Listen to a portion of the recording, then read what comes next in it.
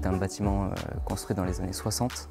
C'est un bâtiment qui subissait de fortes dégradations, liées bien sûr à son vieillissement naturel. Se posait la question du coup d'un ravalement simple, mais le conseil syndical souhaitait vraiment élargir la question au sujet énergétique. Ça fait longtemps qu'on sait qu'on a besoin d'un ravalement, et puis on a entendu parler des aides. Donc on a commencé à étudier la question et finalement on a décidé de faire une pré-étude parce qu'on ne savait pas trop ce qu'on pouvait et devait faire. Donc on a demandé l'avis finalement de Rhizome.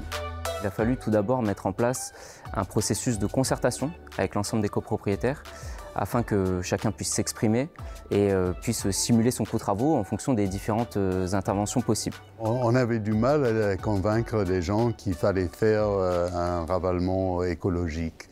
Mais on a essayé de donner des informations et surtout on parlait des questions d'aide, que ça pouvait nous coûter presque le même prix qu'un ravalement simple. Nous sommes vite arrivés à un consensus sur le programme de travaux à mettre au vote.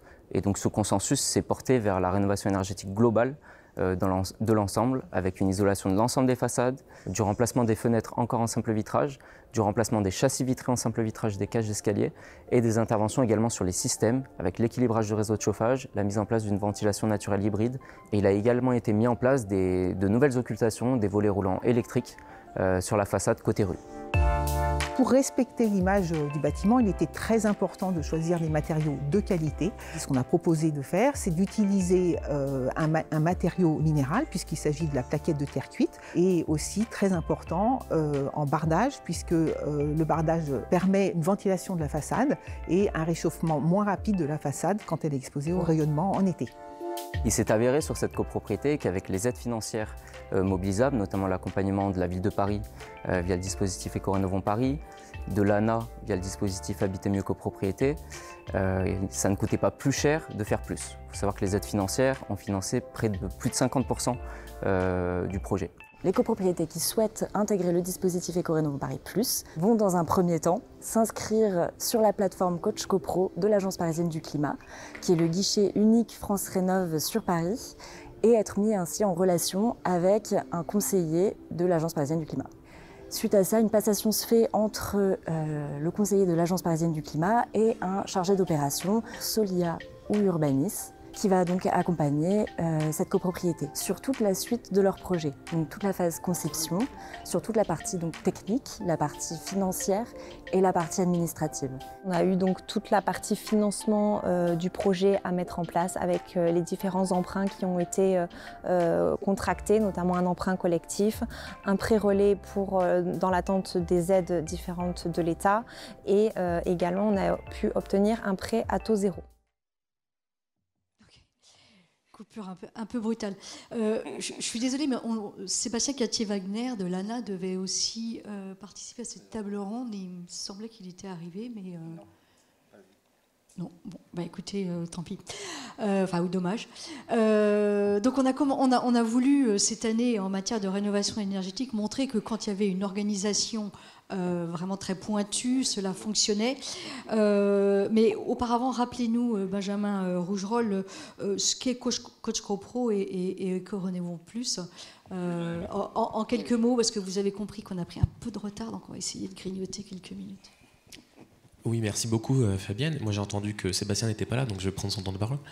Non, c'est pas vrai. Oui, alors le rôle de l'Agence parisienne du climat et de Coach Copro dans cette affaire, il est important, il est assez emblématique. L'Agence parisienne du climat, c'est une association qui a été créée par la ville de Paris il y a 12 ans maintenant et qui a un rôle d'accompagnement à la mise en œuvre réelle, concrète du plan climat et des objectifs qui sont portés d'un point de vue politique. Et donc en fait, cette rénovation énergétique qu'on vient de voir, elle est extrêmement emblématique de ce qui est en train de se passer sur le territoire et du rôle des agences locales de l'énergie comme l'APC à travers plusieurs points que je vais évoquer. Et donc ça a été évoqué plusieurs fois, même par Alexandre Labasse tout à l'heure, le rôle de Coach Copro. Coach CoPro, c'est une plateforme qui permet aux copropriétaires de trouver de l'information sur la rénovation en copropriété, de s'inscrire et d'être accompagnés. Donc l'accompagnement, il a été évoqué dans la vidéo, c'est je me pose des questions, c'est quoi une rénovation, comment on fait pour trouver un professionnel, et ça va jusqu'au rendu des travaux, à l'instruction des aides financières. Vraiment, on est là sur toute la chaîne du projet de rénovation, à chaque moment, à chaque étape, dans un espèce de tunnel de vente, si on veut parler un peu en langage start-up. Et on accompagne vraiment par la main les copropriétaires pour pas qu'ils lâchent leur volonté de faire un projet de rénovation. Donc, Coach CoPro, pour vous donner un peu une idée, à Paris, on compte aujourd'hui environ 45 000 copropriétés, ça c'est le volume du parc. On a 14 000 d'entre elles qui sont inscrites sur Coach CoPro. Là, on a à peu près un tiers des logements parisiens qui sont accompagnés, ou en tout cas qui sont connus par nos services. Donc, ça devient clairement pas négligeable, avec des degrés d'avancement différents évidemment. Et donc notre objectif, c'est vraiment de rendre des ambitions, certes politiques, mais aussi des ambitions des citoyens, des copropriétaires, réelles à travers des projets comme celui-ci. Et donc en quoi il est emblématique ce projet ? Premièrement, il a commencé en 2018 et il s'est terminé en 2024. Donc vous voyez qu'il a mis à peu près 6 ans pour se monter et se réaliser. 6 ans, c'est la durée moyenne d'un projet de rénovation en copropriété. Donc il faut bien comprendre que le temps de la copropriété est un facteur limitant extrêmement important, autant pour les copropriétaires que pour les entreprises aussi. Clairement, il faut le dire que la commande, quand vous êtes un bailleur social, vous êtes unique décisionnaire, vous dites on veut faire ce projet avec tel argent, allez-y. Quand vous êtes une copropriété, il faut mettre une assemblée d'accord sur un projet, sur un montant, sur des dépenses en commun qu'il va falloir mettre en œuvre. On va rentrer un peu dans le détail, mais justement, au regard de cet exemple, Olivier Safar, on a l'impression que finalement, c'est assez simple de porter un projet de rénovation énergétique, tout du moins qu'il y a une organisation fluide. Est-ce que c'est vraiment le cas, ou est-ce qu'à Paris, on a vraiment quelque chose d'exceptionnel et qui fonctionne bien en plus? Alors je vais répondre très clairement. Est-ce que c'est simple? Non. Il ne faut pas dire que c'est simple, c'est pas vrai. C'est un process qui est long, mais je vais dire une chose, ça se passe très bien à Paris, pour 2 raisons. D'abord, parce qu'on est très moteur à Paris et qu'on est parmi ceux qui font avancer le plus la rénovation énergétique. On a regardé les chiffres de l'ANA sur les réalisations déjà faites en global sur ces immeubles. Il y en a un peu plus de 12 000 syndicats de copropriété qui ont fait ces rénovations énergétiques sur 600 000 en France. Les 2 régions les plus importantes, c'est effectivement toute la partie Île-de-France et de l'autre côté toute la partie de l'Est de la France. Les autres régions avancent pas à la même vitesse. Mais une chose est claire, c'est qu'aujourd'hui on a un process qui tourne, on a des gens qui sont formés et qui sont capables d'accompagner les syndicats de copropriétaires, mais aussi les bailleurs, parce que dans certains cas, il ne faut pas les oublier, il y a des bailleurs sociaux qui ont ces besoins de connaissances, mais globalement aujourd'hui, on est dans le bon sens. Et comme l'a dit tout à l'heure, le temps, c'est un temps long de l'immeuble. La décision se prend en 2 ou 3 ans. Les travaux prennent 2 ou 3 ans. Vous êtes sur un process de 5 à 6 ans. Mais ça avance. Et la preuve, c'est qu'aujourd'hui, on est dans le bon sens. On est dans le déclenchement de ces réflexions. Ça a mis un peu de temps, mais ça marche. Mais qu'est-ce qui fait que dans certains territoires, ça fonctionne bien? C'est une question de moyens ou de volonté politique? Parce que même au niveau de l'Île-de-France, à Paris, ça se développe beaucoup, ça monte en puissance, mais pas forcément sur le reste du territoire. Alors, c'est 2 choses. Un, c'est l'accompagnement. L'accompagnement, ce n'est pas que le syndic ou les entreprises ou les architectes, c'est l'Agence parisienne du climat, telle qu'on l'a ici à Paris et en métropole, parce qu'il y a aussi toute la partie de la métropole du Grand Paris qui est gérée de la même façon. Et ça, c'est un point important. Il faut le dire, cet accompagnement aujourd'hui est nécessaire. Pourquoi? Parce que quand vous êtes architecte, quand vous êtes entreprise, quand vous êtes syndic, vous proposez ces travaux de rénovation énergétique. Certains vont vous dire oui, ils vont encore nous faire des travaux, c'est pour toucher de l'argent, ça nous coûte de l'argent. La réponse est différente. Ce n'est pas une dépense, c'est un investissement. C'est pour retrouver une vraie valeur de l'immeuble, pour éviter que l'immeuble ne se dévalorise par rapport aux autres immeubles qui vont être traités. Je vais prendre un cas simple.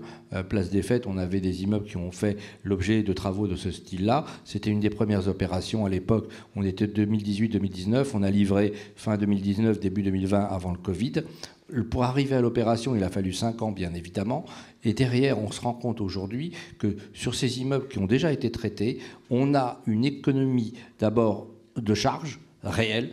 Et quand on me dit tout à l'heure 28 ou 30%, on était à plus de 40%. Je parle en consommation, kilowatts, pas en euros, parce qu'entre-temps, on a eu les augmentations de prix. Je vais être très clair là-dessus. Il faut faire le différentiel entre le mix prix et le mix consommation. Et deuxième point, c'est la valeur. Et on se rend compte aujourd'hui que les biens dans cet immeuble-là, globalement, il est vendu plus cher que les deux immeubles qui sont en face de la même construction, de la même époque, dans lequel les travaux de rénovation énergétique n'ont pas été faits. Et je me retrouve globalement avec un écart de 500, 600, voire 700 euros du mètre carré de différence de prix entre les deux immeubles. Oui. C'est exactement aussi ce que vous mettez en valeur, Alexandre Goncalves, dans le hors-série, où vous aurez le détail de toutes ces opérations. Donc vous avez été assistant maîtrise d'ouvrage pour l'opération qui a eu le prix Coach Pro, mais aussi une opération du coup dans les Yvelines, qui est développée là. Qu'est-ce qu'il faut pour réussir un tel projet, et à part l'AMO, mais c'est très important, je crois. Oui, bonjour à tous. Effectivement, donc nous, chez Rhizome, on accompagne les copropriétés de A à Z dans leur projet de rénovation énergétique en tant qu'assistant maîtrise d'ouvrage. Donc, on l'a vu dans l'exemple qui a été montré, dans les différents exemples qu'on a étudiés avec le groupe de travail dans le hors-série. Souvent, les copropriétés font face aux mêmes difficultés. Donc, des processus très longs, on en a parlé, des aides financières un petit peu instables, alors que les processus sont très longs, donc c'est un peu paradoxal. Peu de banques qui financent les travaux, il y a aussi un problème dans le financement, des contraintes techniques et architecturales, parfois on a du patrimoine qui est protégé au titre du PLU, donc c'est difficile d'intervenir dessus, et finalement toutes ces copropriétés, elles ont des similitudes dans les solutions qu'elles ont mis en œuvre pour parvenir à mener à bien leur projet.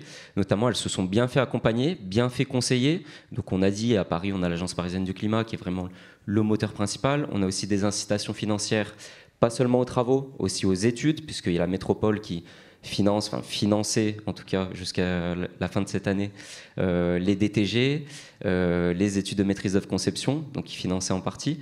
Et dans Paris, on a les aides également du coup aux travaux avec Éco-Rénovons Paris+. Donc il y a des incitations financières, il y a un bon accompagnement par les agences locales de l'énergie, des bons AMO, des bons architectes, et donc finalement tous ces acteurs parviennent à s'articuler autour d'un projet commun, et c'est ce qui fait finalement que ça marche. Est-ce qu'il y a un chef d'orchestre, vraiment quelqu'un qui impulse, qui est vraiment le moteur, qui doit être le moteur? Alors, une des similitudes aussi dans tous ces projets, c'est qu'on avait des conseillers syndicaux motivés. Alors ça, c'est très important en copropriété. On l'a dit, c'est pas seulement le projet d'un architecte, d'un bureau d'études ou d'un financier. On est en copropriété, donc c'est le projet des copropriétaires. Donc c'est le CS qui est moteur. Et après, il faut mener toute une concertation avec l'ensemble des copropriétaires, pas seulement avec le conseil syndical, puisque tout le monde, enfin, du moins tous ceux qui vont participer au vote, qui seront présents à l'Assemblée générale, vont voter. Et il faut obtenir ce consensus, cette majorité. Donc il faut un CS moteur, mais il faut également mener une concertation. Et pour ça, du coup, le chef d'orchestre là-dessus, c'est bien sûr le syndic, l'assistant à maîtrise d'ouvrage, mais aussi en collaboration avec l'architecte. Oui, parce que ça reste le projet des copropriétaires. Tout à fait. Voilà. C'est uniquement celui des copropriétaires. C'est le projet des copropriétaires. Alors bien sûr, il faut des bons conseils techniques pour les mener à bien, c'est-à-dire pour les aider à choisir correctement. Dans le choix correctement, il y a la performance énergétique, il y a aussi le choix des matériaux pour faire des rénovations durables. Voilà, donc il n'y a pas seulement un chef d'orchestre. Il y a une articulation d'acteurs, je dirais, entre syndic, assistant à maîtrise d'ouvrage et architecte. Je parle bien d'architecte, puisque c'est très important d'avoir un architecte. On va y venir. Voilà, on parle beaucoup de maître d'œuvre. Il faut qu'il y ait un architecte dans les projets de rénovation énergétique.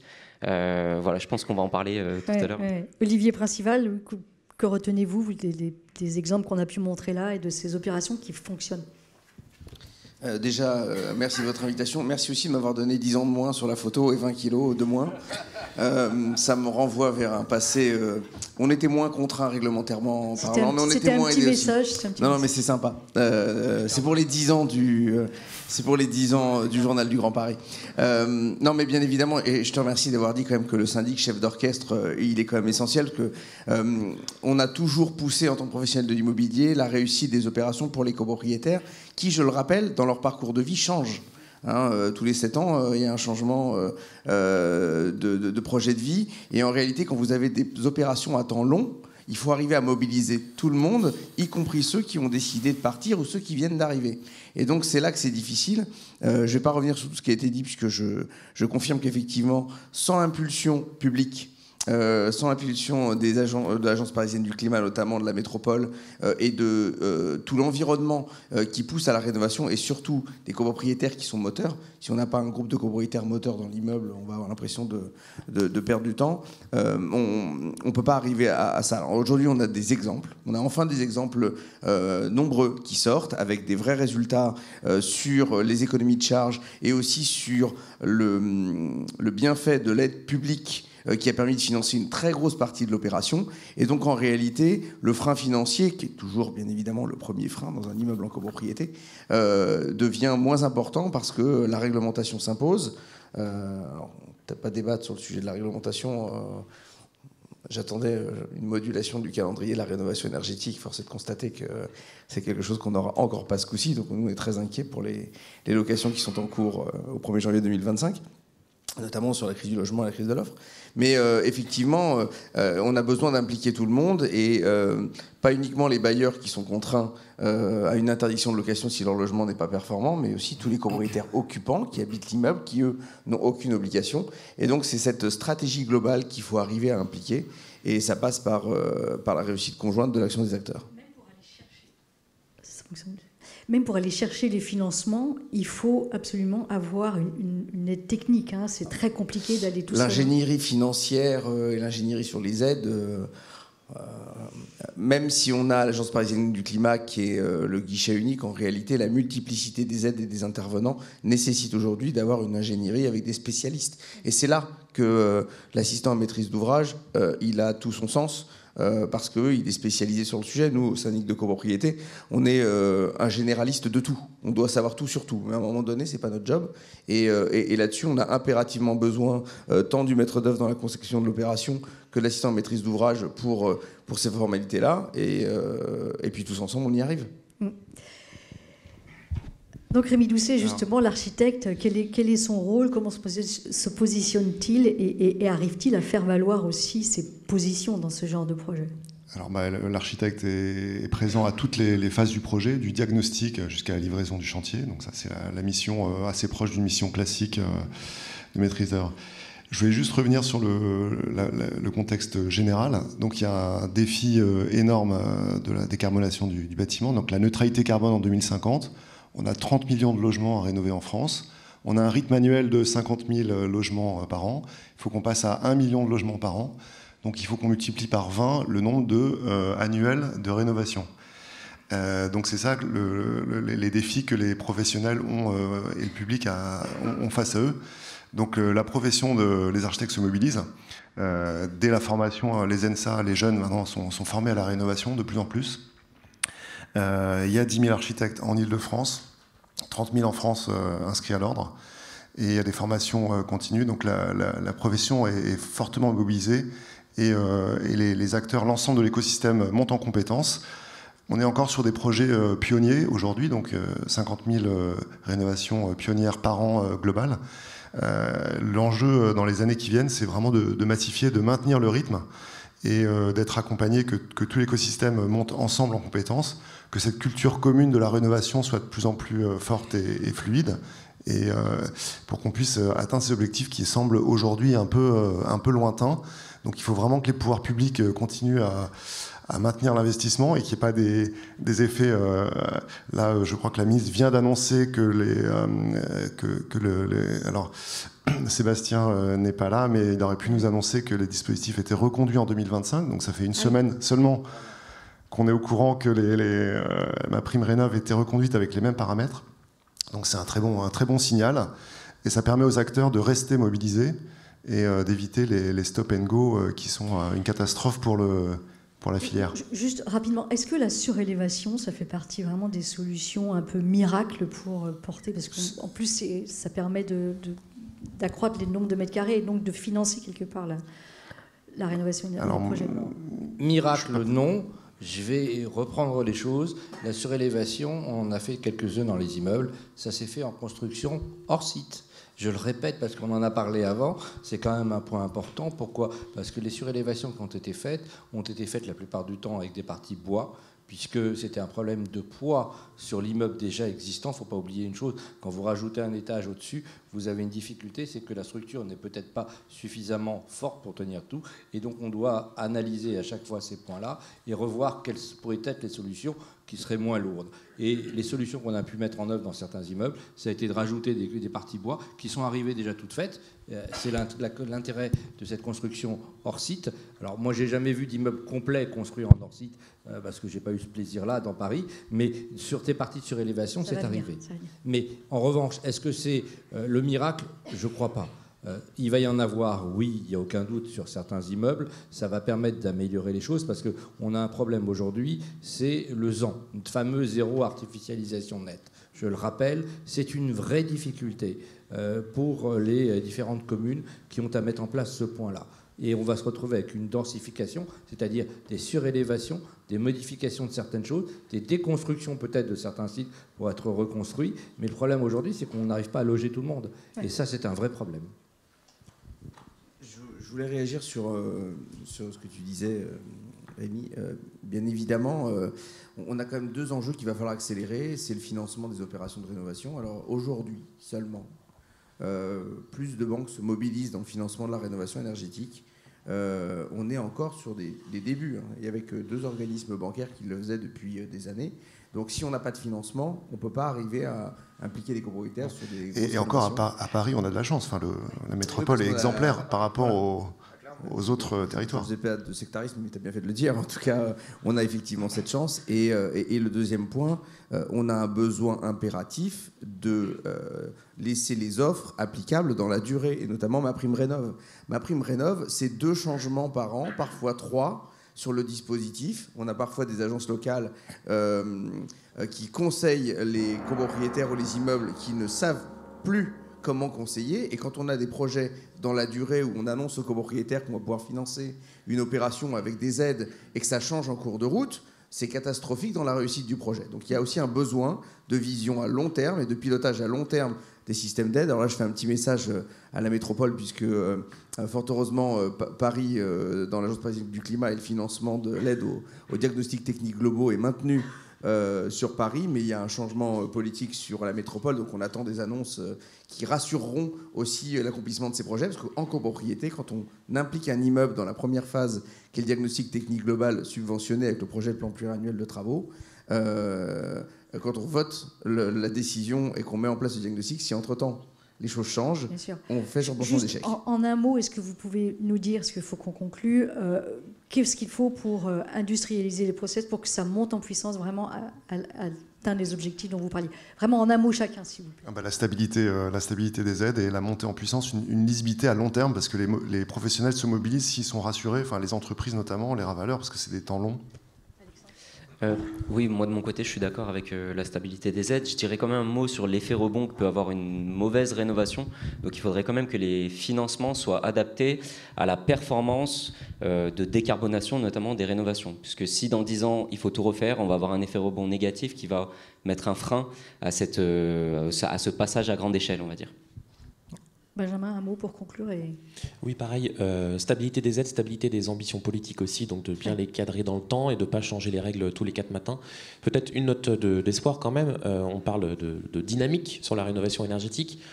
L'année dernière, cette année, on devrait faire à peu près 3000 aides sur le diagnostic technique global, donc l'étape 1 d'un projet de rénovation, 3000 copropriétés sur la métropole du Grand Paris qui s'engagent concrètement dans un projet de rénovation cette année, ce qui veut dire que probablement dans 1 an, 2 ans, ce seront des maîtrises d'œuvre conception pour partie, et que pour partie, dans 3 ans, 4 ans, les entreprises de travaux vont recevoir les commandes de ces copropriétés-là, puisqu'on est toujours sur un temps long. Donc on est au creux de la vague, on va commencer à y arriver, ça prend du temps, mais nous on voit des signaux très très forts de dynamique sur ce point. Merci beaucoup. Vraiment rapidement. Un point important, vous l'avez compris, c'est le temps qui est long. Donc une loi de programmation, avec une programmation non pas sur 5 ans, mais 10 ans. Pourquoi ? Parce que globalement, on se rend compte que c'est le temps habituel entre la réflexion, le DTG, le PPT, les études, la conception, la livraison, la réception et bien évidemment la levée des réserves derrière, quoi qu'il arrive. Mais quoi qu'il arrive, bien évidemment, c'est ce temps long qui est important. Et c'est le principe de la politique. La politique, ce n'est pas de gérer des choses pour 1 an ou 2 ans, c'est de gérer des choses sur les 10 ans. Un dernier petit mot, il y a eu vraiment une explosion avant 2022, enfin la crise en Ukraine, donc l'augmentation du prix de l'énergie a complètement changé la donne. Donc on voit les courbes de l'APC, donc on est aussi très dépendant des prix de l'énergie. Il faut que la politique énergétique soit très cohérente avec la politique de rénovation, les deux sont liés. Message entendu. Merci infiniment à tous.